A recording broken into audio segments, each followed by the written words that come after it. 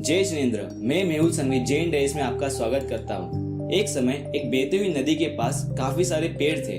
वह लकड़ियों को बेचकर एक गरीब लकड़हारा अपने परिवार के जीवन यापन के लिए कड़ी मेहनत करता था। हर दिन वह अपने कंधे पर अपनी मजबूत तेज कुल्हाड़ी लेकर जंगल में जाता था। वह जाते समय हमेशा खुशी से सोचता था कि जब तक उसका स्वास्थ्य और कुल्हाड़ी है तब तक वह इतना कमा सकता है कि वह अपने परिवार के लिए आवश्यक सभी भोजन खरीद सके। एक दिन वह नदी के किनारे एक बड़ा ओक का पेड़ काट रहा था। धीरे धीरे लकड़हारे ने सोचा कि वह दोपहर के भोजन के लिए आराम करेगा। वह अपनी कुल्हाड़ी पेड़ पर टिका रहा था, तभी वह एक जड़ से फिसल गया। उसकी कुल्हाड़ी नदी में फिसल गई। बेचारा लकड़हारा कुल्हाड़ी की तलाश में नदी की ओर देखने लगा, लेकिन नदी का वो भाग बहुत गहरा था। मैं क्या करूंगा, लकड़हारा रोया।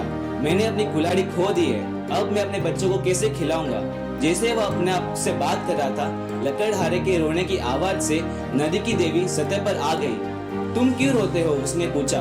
लकड़हारे ने उसे सहारी कहानी बताई। देवी बहती नदी के नीचे गई और चांदी कुल्हाड़ी के साथ फिर से प्रकट हो गई। क्या यह कुल्हाड़ी तुम्हारी है जिसे तुमने खोया है, उसने लकड़हारे से पूछा। लकड़हारे ने सभी बढ़िया चीजों के बारे में सोचा जो वो चांदी की कुल्हाड़ी से खरीद सकता था।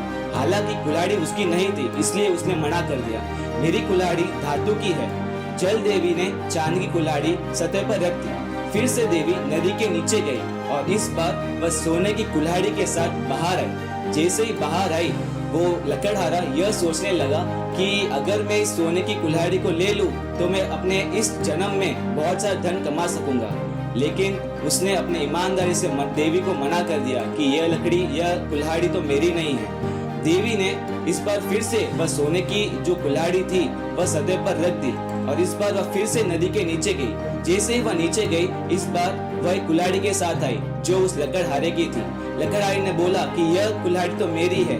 देवी ने बोला, इस कुल्हाड़ी के साथ तुम्हें चांदी की कुल्हाड़ी और सोने की कुल्हाड़ी दोनों नदी की तरफ से भेंट है।